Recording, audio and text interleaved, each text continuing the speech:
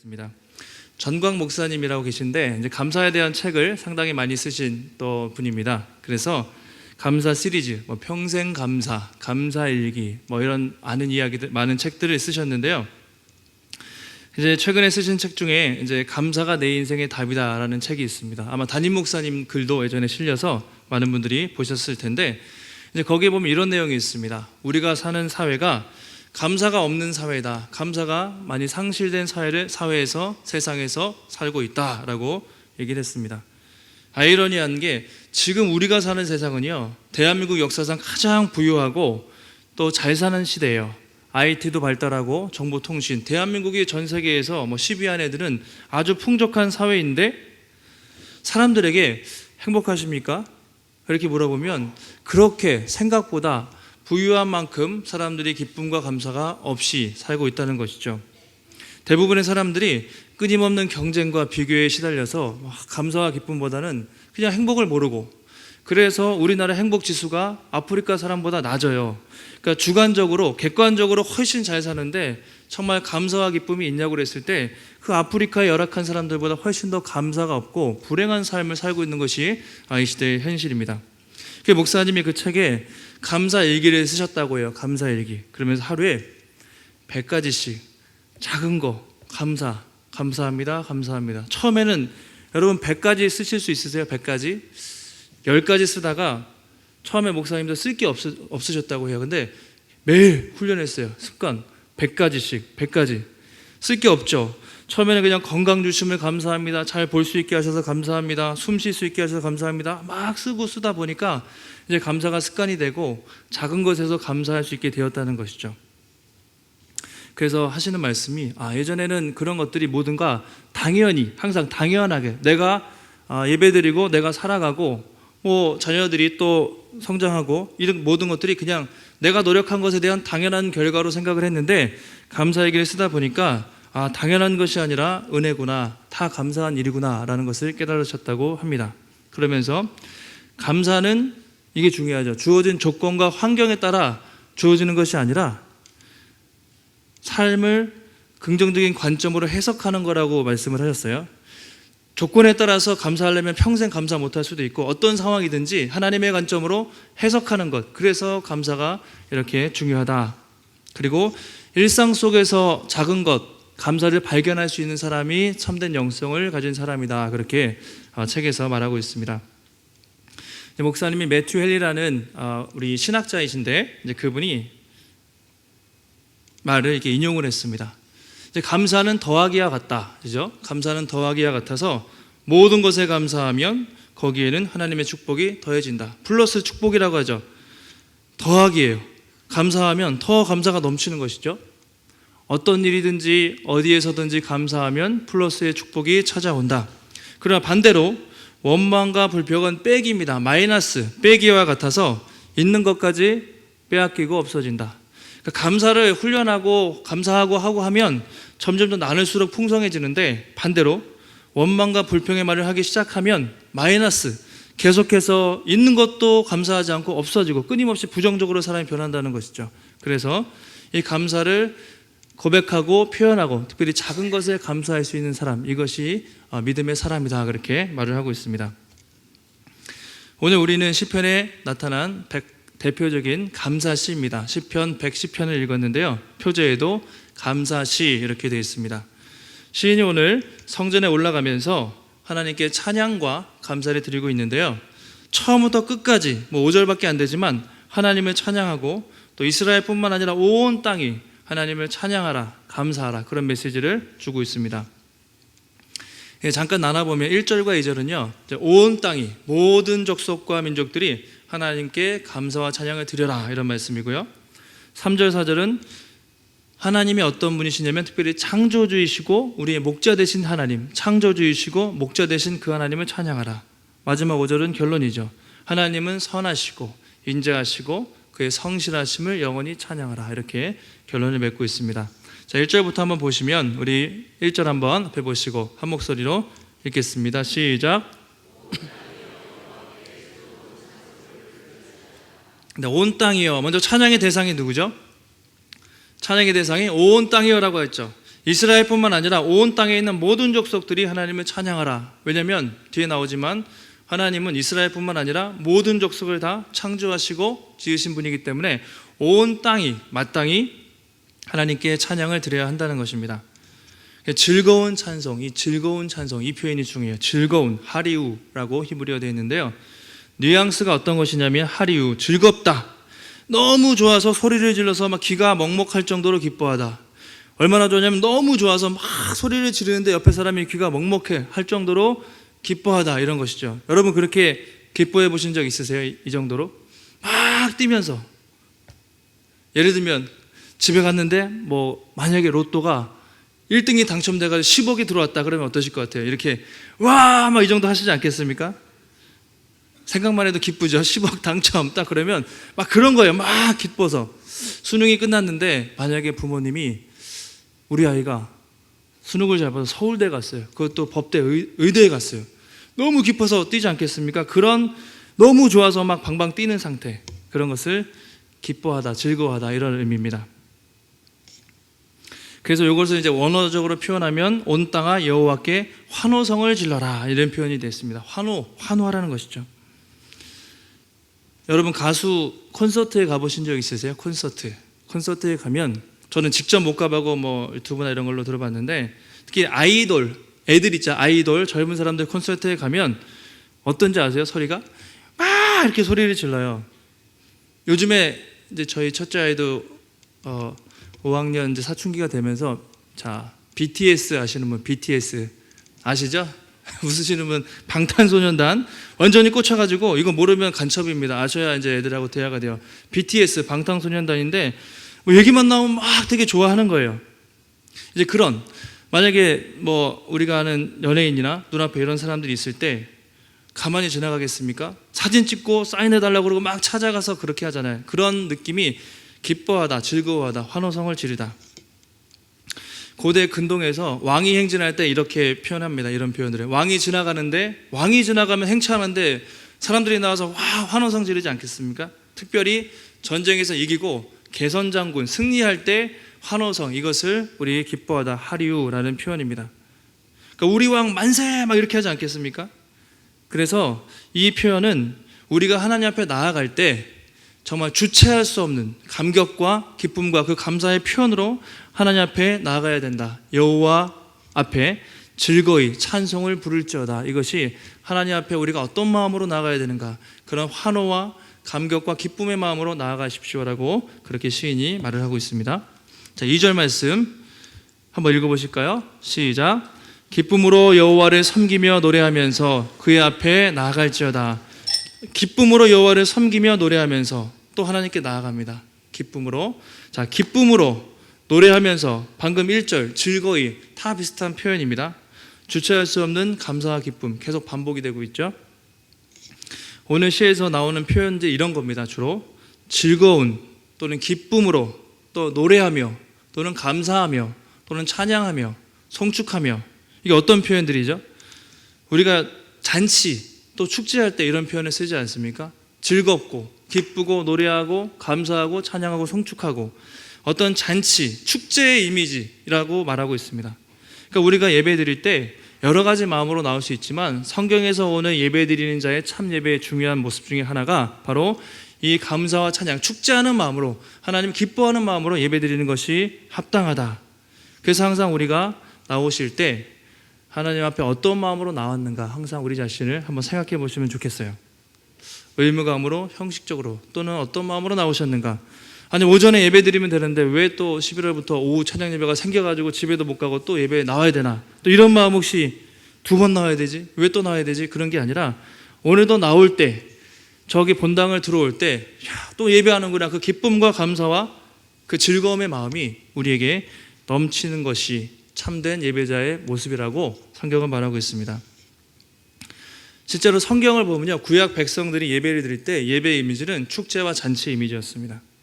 자, 추수감사절, 오늘 아까 오전에 영상을 보셨을 텐데 직접적인 배경은 이제 청교도들, 메이플라워를 타고 왔던 그런 사람들, 그 미국에서 유래를 했는데, 성경적인 기원을 가면 이제 맥추절 그리고 초막절이 추수감사절의 간접적인 기원이 된다고 볼 수 있습니다.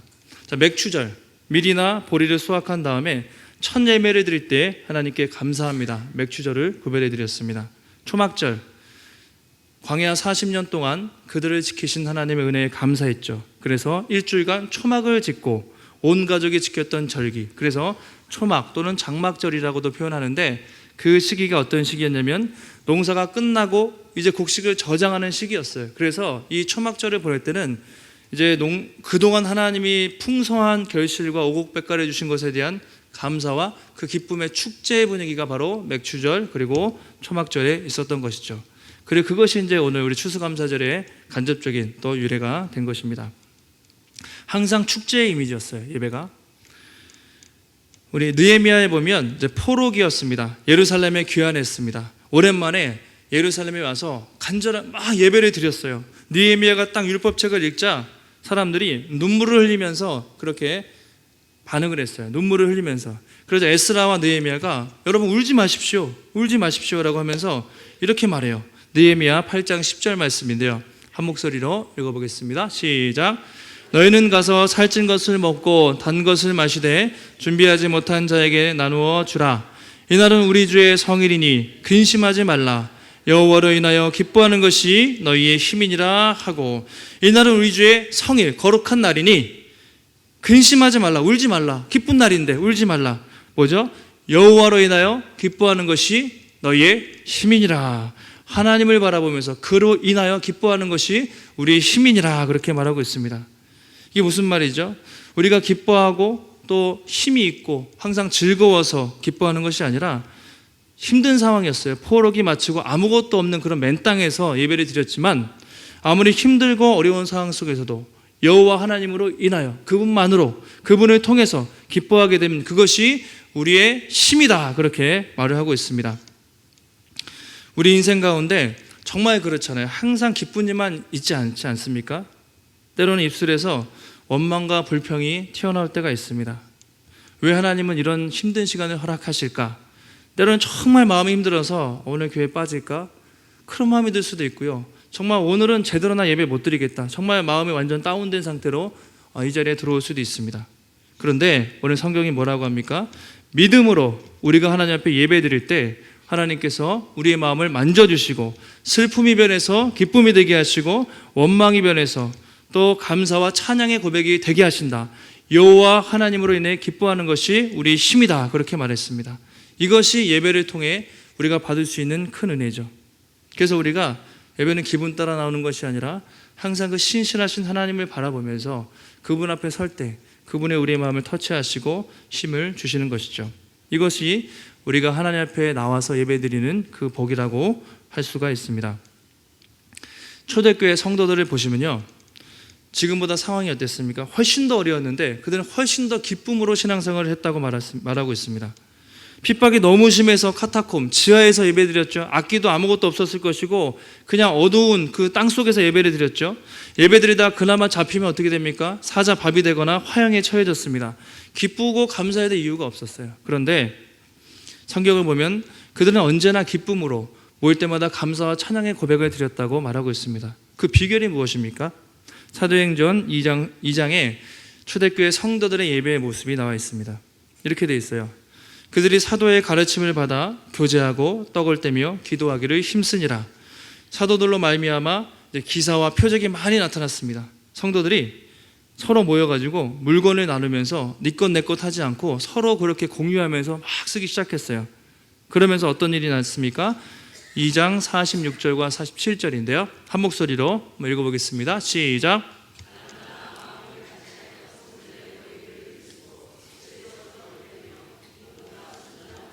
음식을 먹고 하나님을 찬미하며 또 온 백성에게 칭송을 받으니 주께서 구원받는 사람을 날마다 더하게 하시니라. 날마다 일단 모이기를 힘썼습니다. 그리고 떡을 뗐습니다. 그 다음에 기쁨이 있었죠. 지하 땅속에서 예배를 드려도 기쁨이 있었어요. 또 음식을 먹고 하나님을 찬양했습니다. 그래서 온 백성에게 그 그리스도인들은 뭔가 다르구나, 칭송을 받았어요. 그래서 구원받는 사람들이 날마다 더하게 하시니라. 이것이 초대교회 성도들의 예배의 모습이었고 또 부흥의 모습을 이렇게 2장에서 말하고 있습니다. 여러분, 그렇습니다. 세상에 즐거워 보이는 게 참 많지만 그 모든 것들은 사실 일시적이죠. 우리에게 참된 기쁨과 만족을 주지 않습니다. 우리가 하나님 앞에 나와 예배할 때 우리 마음에 참된 기쁨이 있고 또 감사와 찬양의 고백이 흘러 넘치게 되는 것이죠. 그리고 그것을 보고 초대교회 사람들처럼 저 사람들에게는 뭔가 다른 것이 있구나, 칭송을 받고 복음이 전파되게 되는 것이죠. 바울이 뭐라고 말합니까? 항상 기뻐하라, 또 쉬지 말고 기도하라, 범사에 언제나 감사하라. 이것이 그리스도 예수 안에서 너희를 향하신 하나님의 뜻이다. 그렇게 항상 어떤 상황과 관계없이 감사할 것을 뜻이라고 명령을 하고 있습니다. 오늘 우리가 찬양을 했어요. 받은 복을 세어보아라. 하늘에 돌아보면서 한번 하나님께 받은 복을 또 세어보시기를 바랍니다. 담임 목사님께서도 주보에 칼럼에 올해 감사한 일들 쭉 정리를 하셨는데, 한번 여러분들께서도 다시 한번 추수감사절을 맞아서 나에게 하나님이 행하신 일, 사소한 것도 좋습니다. 감사의 노트, 감사의 얘기를 한번 써보시는 것도 좋을 것 같습니다. 저도 올해 어제 아이들하고 가족들하고 잠깐 나눠봤어요. 이런저런 감사한 일들이 참 많은데 그 중에 저에게는 또 이제 개척을, 교회를 준비하는 것, 이것이 참 감사한 일이었습니다. 이제 교회 쪽을 많이 기도하면서 아이들은 신경을 못 썼는데 지난주에 또 유치원을 신청을 해야 됐어요. 거기 유치원 가기가 힘들더라고요. 한 명밖에 안 뽑아요. 7살 반 한 명밖에 안 뽑아서 잘못하면 이제 어린이집 가거나 아니면 그냥 1년 동안 집에서 키워야 될 수도 있는 상황이었는데 막 이제 조금 아이들 학교도 알아봐야 되고 이제 그런 상황이었어요. 처음에 애들이 이제 여기 오래 살았으니까 친구도 많잖아요. 친구도 많고 그래서 가기 싫다고 그랬어요. 그래서 이사 가기 싫다고 애들이 막 그래서 속으로 아이들도 잘 적응해야 되는데 이제 그런 마음이 있었죠. 제가 고민하다가 저번에 한번 삼성에 데리고 가서 그 놀이터 있거든요. 그 단지에 놀이터가 있는데 놀이터를 한번 쫙 미끄럼틀 타고 거기 막 짚라인이 있어요. 이게 쭉 있는데 옥인동에 그런 게 없잖아요. 애들이 삼성 너무 좋다고 빨리 이사 가고 싶다고 애들이 막 그냥 삼성 사랑한다고 빨리 가고 싶다고 애들이 그렇게 바뀌었어요. 그래가지고 하나님 감사합니다. 다행히 애들이 마음을 바꿔서 그래도 옥인동도 좋은데 또 새로운 곳에 대한 기대하는 마음이 조금은 생겨서 그곳에서 또 잘 적응할 수 있겠구나. 하나씩 돌아보면 감사한 일들이 참 많다는 생각을 해보았습니다. 사랑하는 성도 여러분, 지금 우리가 또 신앙생활하면서 받은 복을 세워보시고 또 하나님에 대한 감사와 찬양의 고백이 있는지 한번 돌아보시길 바랍니다.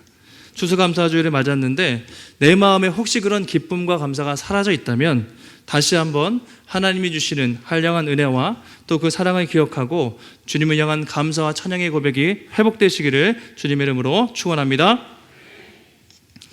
자, 3절과 4절 보시면 이제 감사와 기쁨에 대해서 말씀을 드렸는데 이제는 좀 전환을 합니다. 창조주 하나님으로 하나님을 향해 찬양을 하고 있습니다.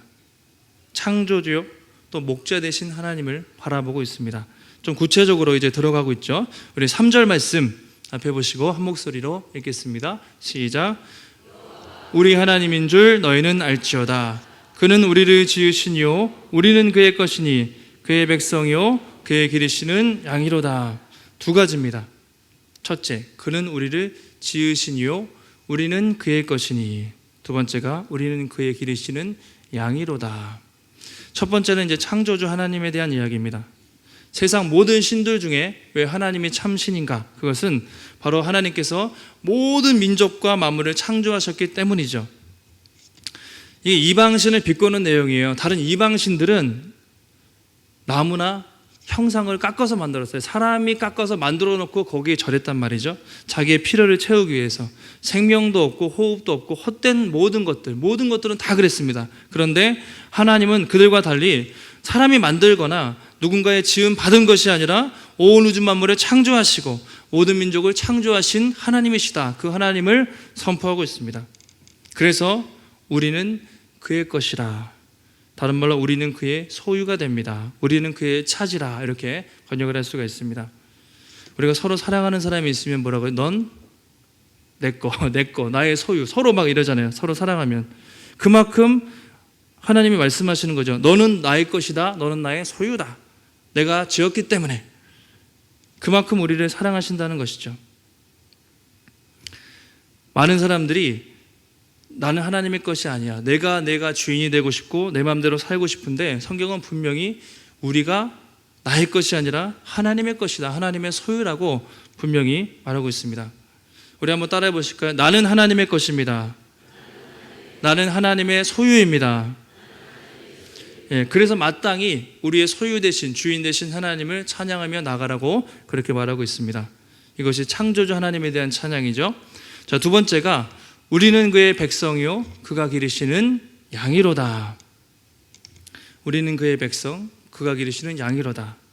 자, 이것은 처음에 하나님이 이스라엘 중에 아브라함을 택하셔서 믿음의 조상을 삼으시고 수많은 민족 중에 또 이스라엘을 택하셔서 시내산에서 언약을 맺으시면서 유명한 말씀이죠.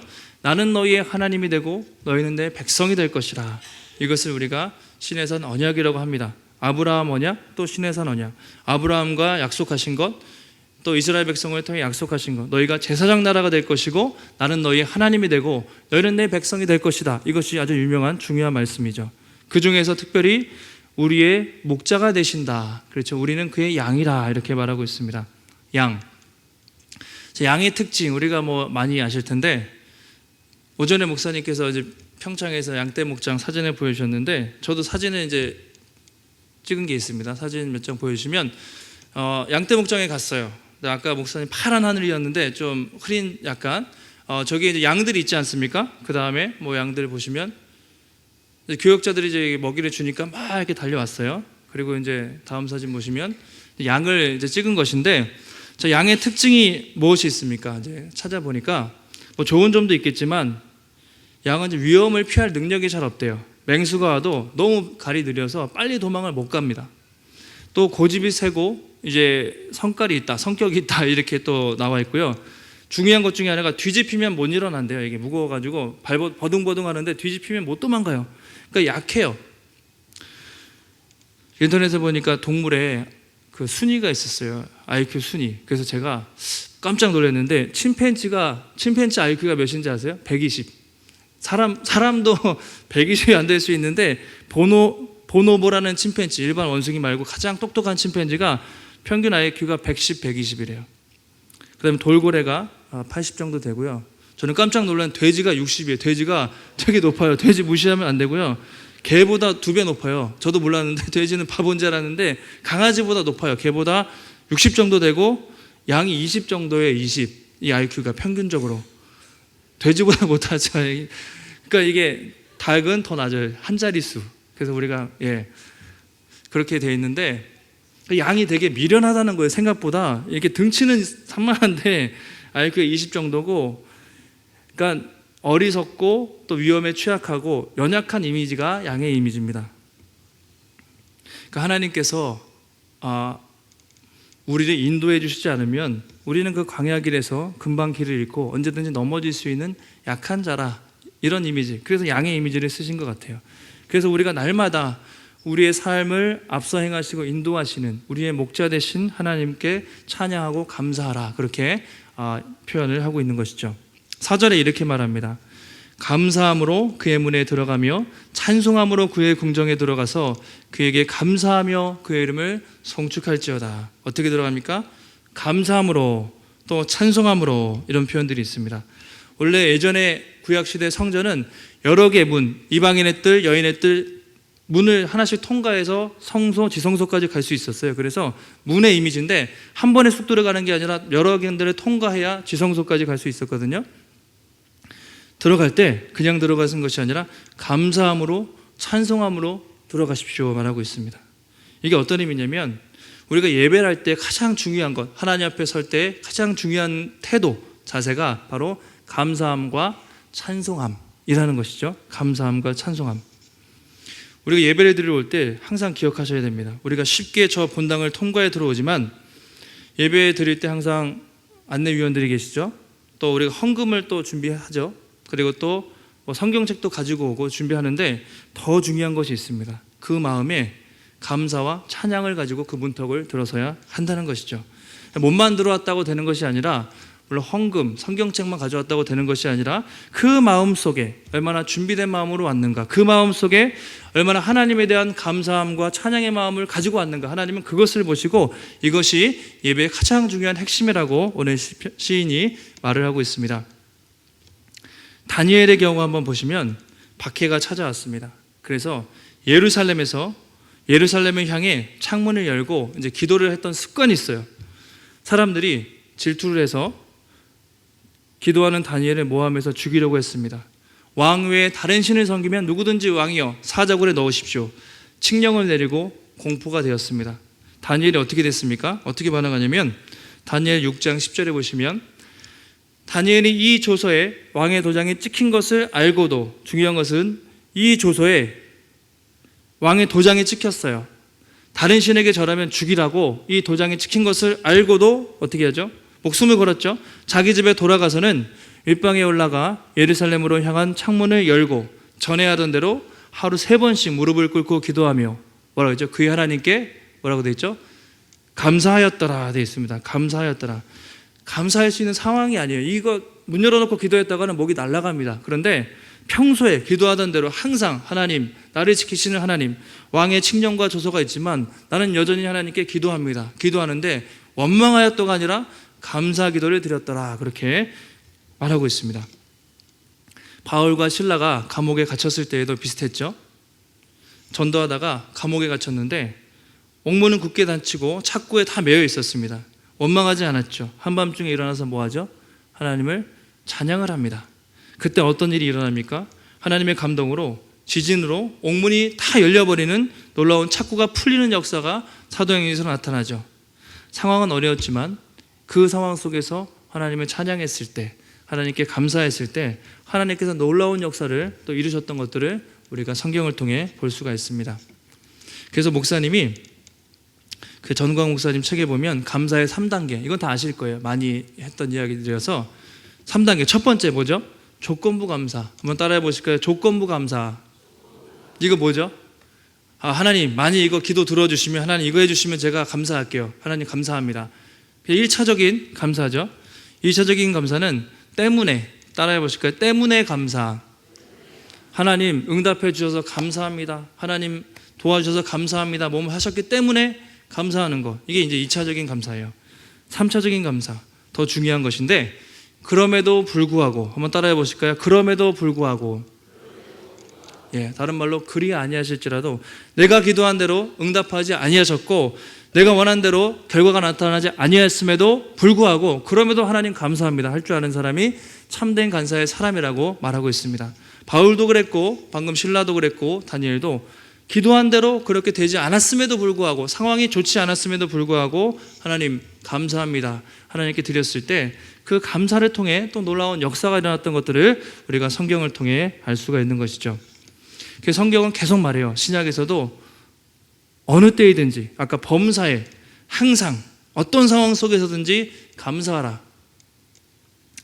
빌립보서 4장 6절에 바울이 이렇게 말하죠. 아무것도 염려하지 말고 모든 일에 기도와 간구로 너희 구할 것을, 비록 염려되고 힘든 상황이지만 어떻게 기도합니까? 구할 것을 감사함으로, 불평과 원망이 아니라 하나님 감사함으로 아뢰라.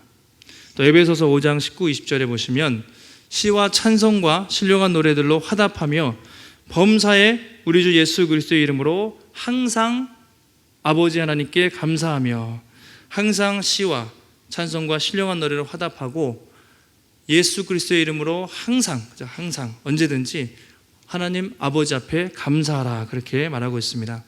자, 골로새서에도 말하고 있는데 마지막으로 찾아보면 3장 15절 우리 한번 읽어보실까요? 15절 시작. 너희 마음을 주장하게 하라.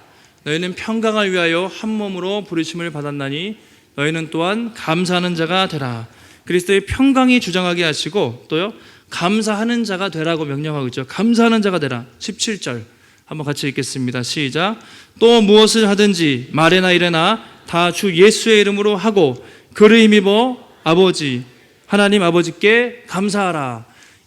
무엇을 하든지 말에나 이래나 다 주 예수 이름으로 하고 그를 힘입어, 그 예수를 힘입어, 예수의 이름으로 힘입어 뭐죠? 아버지 하나님께 감사하라 그렇게 말하고 있습니다. 이것이 중요합니다. 그를 힘입어. 어떤 상황 때문에 감사한 것이 아니라요, 그 예수의 이름 때문에 감사라는 것입니다.